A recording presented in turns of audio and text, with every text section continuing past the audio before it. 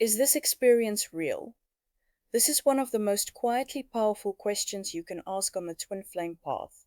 Not because it has a simple yes or no answer, but because it reveals exactly where you are in the journey.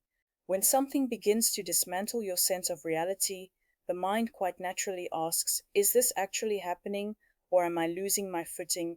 And here is the first thing I want you to hear clearly.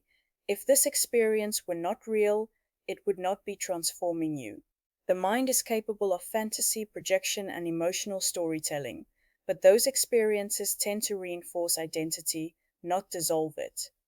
They may excite you, distract you, or temporarily soothe you, but they do not systematically strip away your attachments, confront your deepest wounds, and pull you into long periods of inner reckoning. The twin flame experience does not inflate the self, it destabilizes it. That alone tells you something important. What often creates confusion is that this journey does not follow the rules of ordinary relational experiences. It doesn't move in linear time, it doesn't offer clarity when you ask for it, and it does not respond to effort, logic, or control. This makes the mind panic. When the mind cannot categorize something, it tries to dismiss it. But real spiritual experiences are not validated by external consistency. They are validated by internal consequence.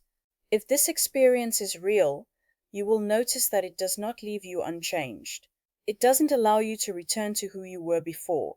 It exposes patterns you can no longer ignore: attachment, fear, control, longing, identity. It pulls your attention away from the other person and back toward your own inner landscape, often repeatedly and relentlessly. And yet, doubt is not a failure here. Doubt is part of the design. If you were given certainty too early, the ego would claim the experience and turn it into an identity, a story, or a spiritual badge. Instead, the lack of certainty forces you into surrender. You are invited to feel your way rather than think your way forward. That is not accidental, it is essential. The question, is this real, is rarely about the experience itself. It is about whether you can trust what you are being asked to let go of. Old ways of relating, old definitions of love, old identities built on control and validation. This journey does not ask you to believe anything blindly. It asks you to observe what is happening within you with honesty.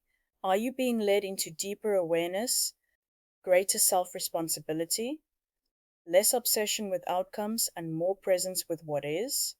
If so, then the experience is real, not because it fits a concept, but because it is doing what real awakening does. Truth doesn't always arrive as certainty. Sometimes it arrives as transformation, and only later do you realize you were standing inside something profoundly real all along.